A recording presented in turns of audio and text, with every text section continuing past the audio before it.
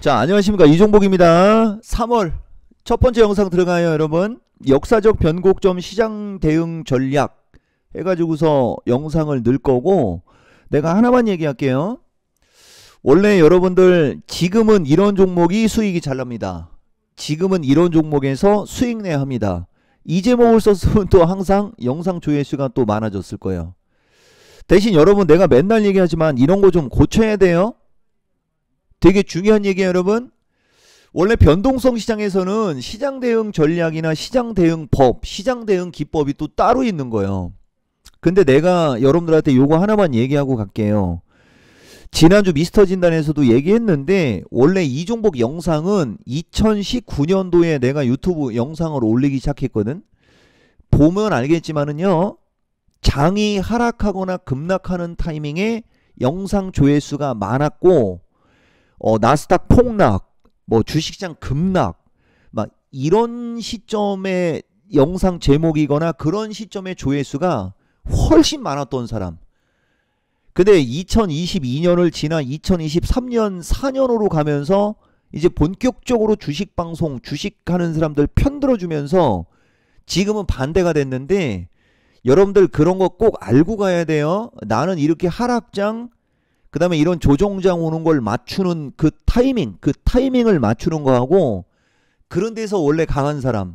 근데 요새 사람들은 그 약세장이나 하락장에서 대응할 수 있는 어떤 능력, 기법 이런 게 좀 없어요. 이 좀 문제인데, 뭐 어쩌겠어. 팔자가 그런 걸. 그리고 꼭 명심하세요, 여러분. 다음 주 화요일하고 목요일 이 CPI 중대 시황 및 매수 유망주 추천, 요때쯤 되면 종목이 또 좋은 종목이 되게 많이 나오거든. 그러니까 요 야간 강연 방송도 잘 참고하고, 원래는 지금 시점에서 거품 물고 또 회원가입하라 막 이런 얘기를 했어야 되는데, 일단은 내가 좀 참는 거야, 여러분. 자, 보세요, 여러분. 이 현상 이미 2월 말, 그러니까 2월 마지막 주 전주, 그치? 2월 마지막 주 전주면 2월 21일 미스터 진단에도 있어요. 지금 이 정도 시장 얘기는. 근데 좀 이따 얘기해 줄게. 그리고 지수밴드하고 나스닥하고 뭐 이런 거 좀 설명해 줄 테니까, 역사적 변곡점 시장 대응 전략이니까. 자, 보세요, 여러분. 지난주에 내가 시장 전략을 줬을 때 여러분들한테도 글로 써줬는지 어쨌는지는 모르겠어요. 여기를 보세요, 여러분. 여기를 보면 보통 프로그램 얘기가 좀 많았고, 풋옵션 차트 얘기가 많았고, 요런 얘기 좀 많이 행겨 있는데, 항상 다음에도 꼭 명심하세요, 여러분. 그리고 제 보좌관이 그걸 안 찾았거나 못 찾았는데, 그게 좀 돼서 그럴 수도 있어. 내 입에서 중심이론이라는 단어가 들어가거나 변곡점이라는 단어가 들어갈 때는 좀 조심하라고 하면서, 그때 지난 5월, 작년인가 재작년이었던 것 같아. 그 5월 달에 장 폭락하고 나서, 그죠? 항상 내가 중심이론 강의 언제 하는지 알려줄게. 중심이론 강의가 보통 5월 달에서 6월 달 사이에 합니다. 이것도 되게 규칙적이잖아. 아시겠어요? 나는 이런 걸 여러분들한테 아무리 얘기를 해도 여러분들이 이런 걸 관심을 안 갖거나 이해를 못 하는 게, 이해는 안 되지만은 납득은 해요, 여러분. 왜 가끔 가다가 이해는 하지만 인정은 안 해, 이런 말하고 비슷한 거. 술은 먹었지만 음주운전 아니야 하고 다른 말이야. 여러분들의 상황상은 내가 어느 정도 동감을 한다는 얘기인데, 그럼에도 그렇게 하면 안 된다는 얘기를 하는 거야. 넘어가고 다 빼고 한 번씩 잘 읽어보세요, 여러분.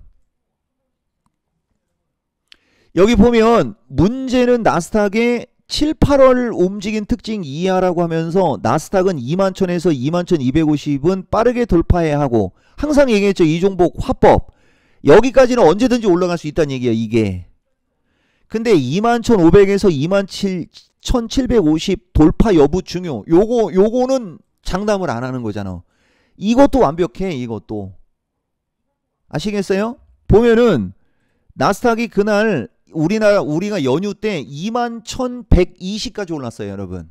거의 이것도 맞는 거잖아. 2500 플러스 마이너스에서 이게 600이 올라간 거예요. 근데 문제는 600이 올라가고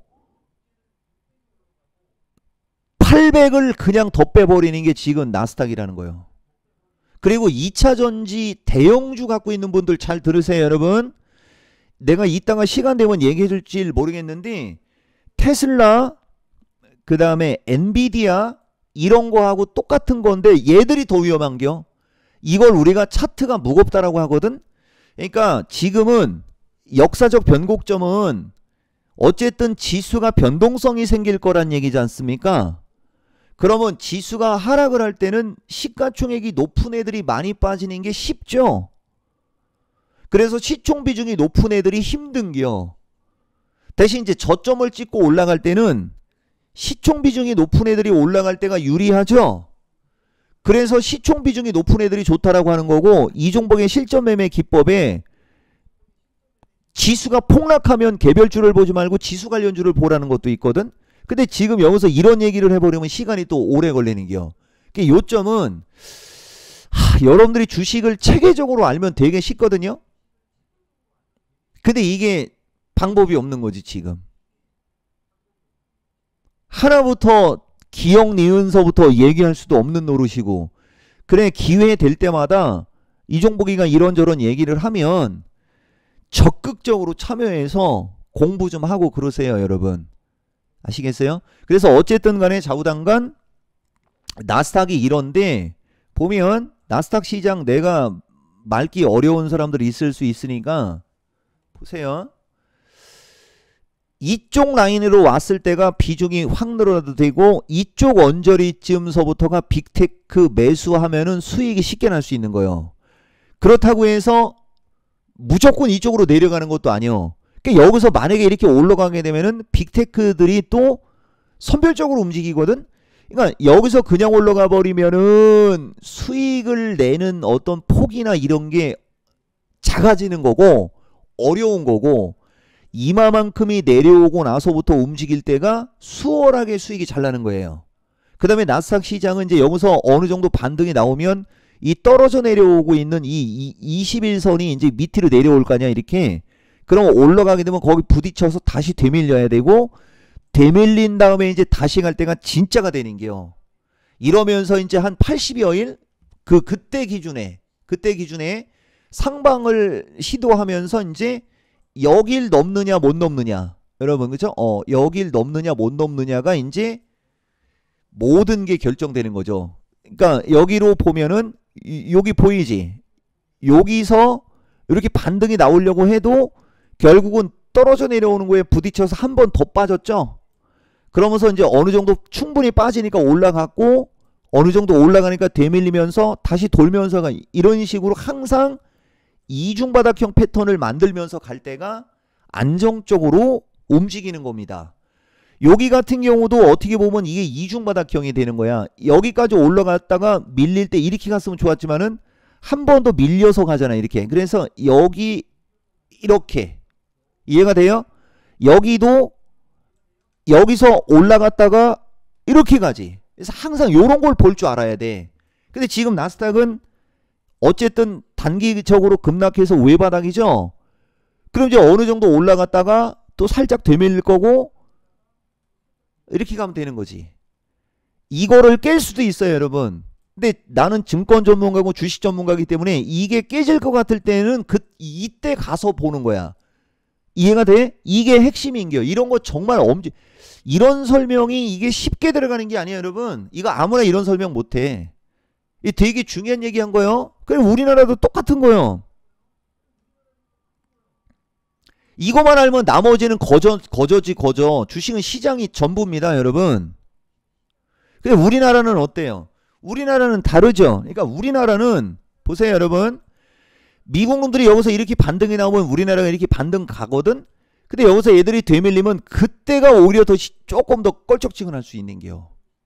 그러니까 이 자식들이 모양을 만들 때 그냥 우리나라는 여기서 차라리 모양이 만들어지는 게 더 좋은 거고, 되게 중요한 거. 근데 아마 미국이 올라가면 우리나라도 올라갈걸? 이건 기본 중에 기본이야. 그래서 어쨌든 미국하고 우리나라는 추세 패턴이 달라요, 여러분. 아시겠어요? 그래서 역사적 변곡점 시장 대응 전략의 핵심은 지금은 공략하는 주식을 따로 봐야 되는 거거든. 내가 여러분들 언제 현대중공업하고 그게 지지난주 미스터 진단에 있어. 그것도 영상 찾아놨는데 지금은 이런저런 주로 얘기를 좀 많이 해주려고 그래요. 지금 시장은 조선주하고 2차전지 대형주, 포스코홀딩스하고 현대중공업만 가지고 시장 대응에도 충분하다라는 얘기를 한 게 있어. 그게 우리가 원래 투트랙 전략이라고 해가지고서, 근데 일반인들한테 굳이 그런 얘기 할 필요는 없지만은 파생하는 사람들은 그 탑다운 방식이라고 하는 것도 있고, 이게 처음에는 동시에 들어가가지고 비중을 늘리고 줄이고 하는 방식이 있거든요. 그게 이렇게 변동성이 큰 장에서는 그게 최고가 되는 거야.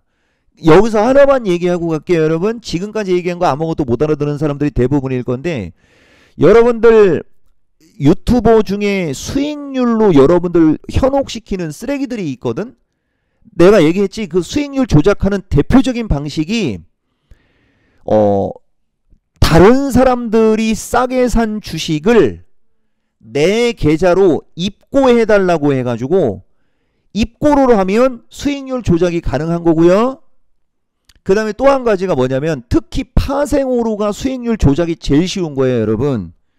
일단 돈을 있는 대로 다 빌려. 이 사람 저 사람들한테 돈을 다 빌려갖고 뭐 한 50억이든 100억을 만들어가지고 100억을 갖고 해야 여러분들 현혹시키기가 좋은데, 이러면 일반인들한테는 상실감이 크기 때문에 한 2-30억 정도, 한 2-30억 정도만 갖고도 충분해. 이거 예를 들면 보세요. 이걸 우리가 양빵이라고 해가지고 그냥 여러분들 이해하기 쉽게 20억으로 갖고 얘기할게. 한쪽 계좌에 10억 넣어놓고 한쪽 계좌에 10억 넣어놓은 다음에 해외 선물을 10억 원어치는 무조건 매수, 10억 원어치는 무조건 매도. 그러면 요번에 초대박이 났을 거야. 이렇게 변동성만 생기면 끝나. 그러면 이제 거래가 한 번도 없으면은 이러면서 내가 시간이 오래 걸리니, 아니 사람들이 몰라도 너무 몰라. 거래가 너무 없으면 의심할 수 있잖아요. 그러니까 예를 들어서 한쪽 계좌에 50계약, 한쪽 계약에 50계약을 사서 한쪽을 5개를 이익 실현할 때 다른 쪽 물린 것도 5개 파는겨. 계속 동일 비중으로만 그걸 유지하고 변동성만 생기면 한 1-20억 벌으면 그냥 양쪽으로 동시청산하면은 거래도 됐고 수익금액 크죠. 이게 전형적인 방식이요. 이해돼요? 수익률을 갖고 장난치는 새끼들은 실제 매매하는 걸 보여달라고 하거나 거래 내역을 봐야 돼. 그래서 이제 잔대가리를 한 번 더 쓰면 그 거래를 많이 빈번하게 하지. 그래야 거래 대금이 늘어날 거 아니야. 항상 동일 비중으로 간단하게 그렇게 속일 수 있어요, 여러분. 그러니까 얘기했잖아. 수익을 가지고 꼬실 거면 왜 유튜브를 해? 나도 이제 똑같은 취급을 받는 거예요. 그렇게 잘하면 네가 매매하지. 우리는 20년 이상 이게 직업화가 돼갖고 이게 더 좋아. 아시겠어요? 그냥 넘어갈게요, 여러분. 그래서 어쨌든 간에 아까 어디까지 얘기했는지는 모르겠지만은 이런 식으로 변동성이 생길 때는 귀신은 속여도 나는 못 속여. 아시겠어요? 그러니까 요런 장이 그렇게 해는 게 좋은데 여러분들은 그게 안 되잖아요. 그러니까 포트폴리오의 섹터를 구분을 잘 해가지고 결국은 비중 조절을 하면서 승부수를 띄우는 것밖에는 방법이 없는 거예요. 역사적 변곡점 시장 대응 전략에 주식하는 분들 좀 이해됐어요, 여러분? 그게 핵심이 되는 거예요. 그리고 한번 볼게요, 여러분. 결국 종합이 여기까지 올라갔다 여기까지 밀렸잖아. 오늘 종합이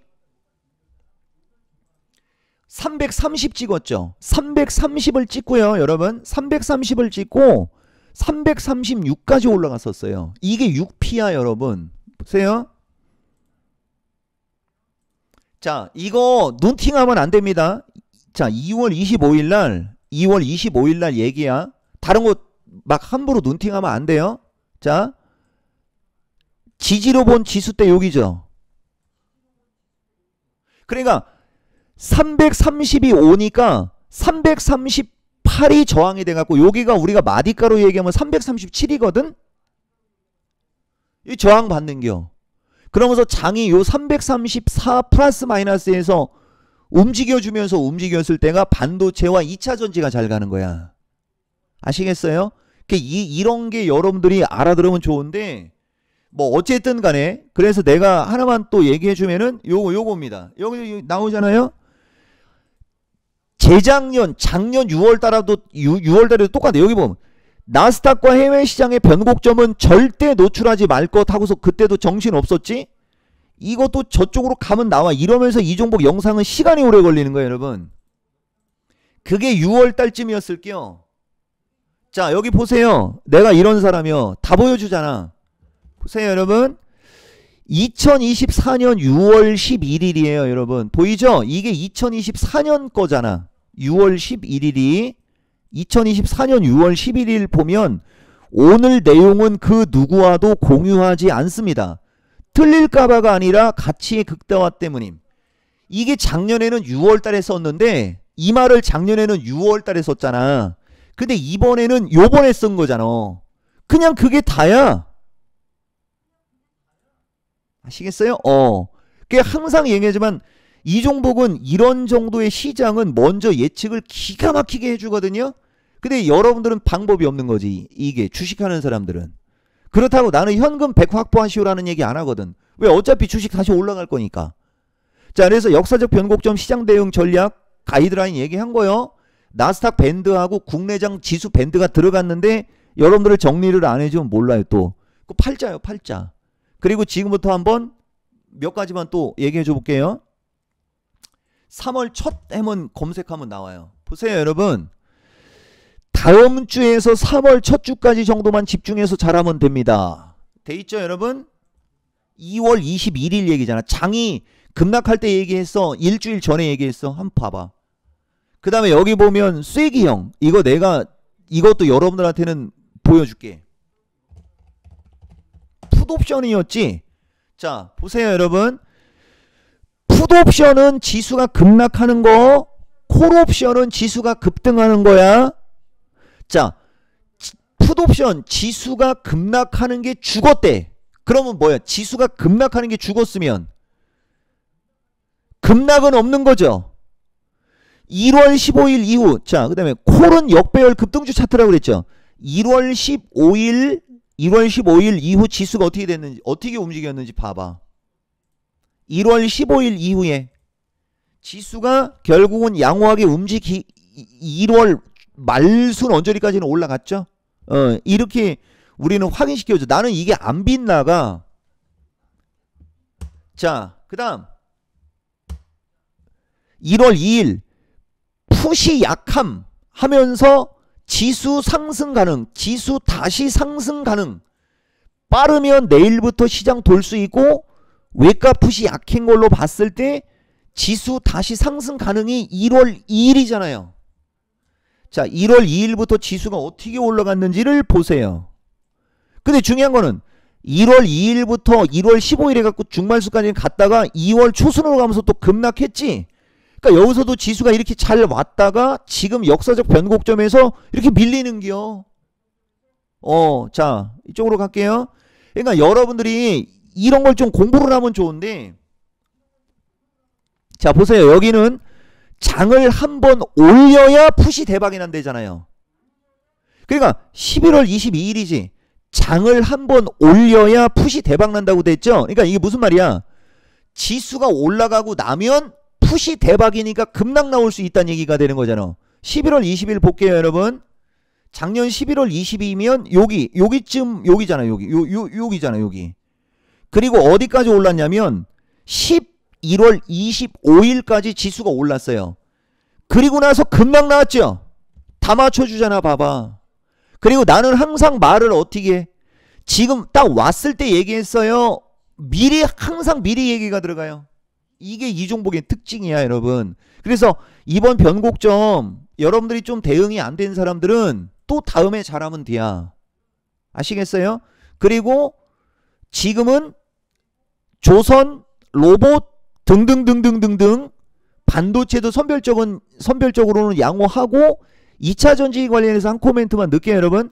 이제 2차 전지는 미국이 왔다 갔다 하고 우리나라가 왔다 갔다 하면서 21선이 밑으로 누이거나 다시 지수가 가는 모양이 만들어질 때까지는 대형주는 조금 늦을 수는 있어요. 대신 손절매나 던지는 건 아니야.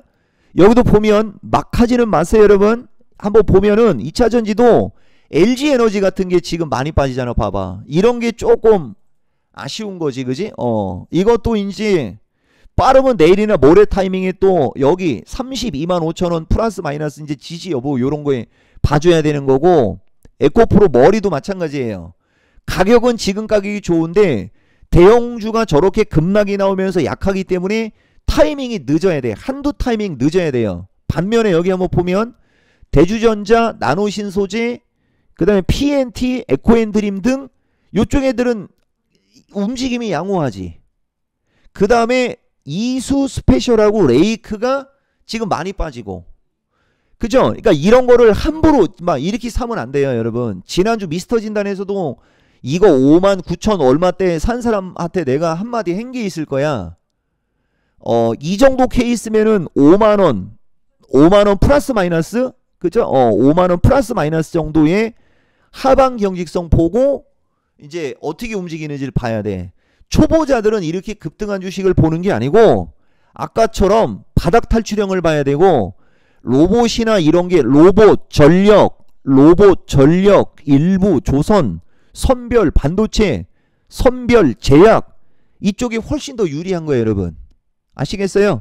그리고 아까도 얘기했듯이 다시 한번 강조하지만은 이번 주 고용지표에 따라 이제 또 되는 거고, 이번 주 후반까지는 계속 이렇게 왔다 갔다 하면서 다음 주 정도부터 다시 조금 안정적으로 움직이는 어떤 요런 시나리오를 갖고 시장 대응을 한번 해보세요, 여러분. 그게 여러분들한테 제일 유리하고, 마지막으로 하나만 더.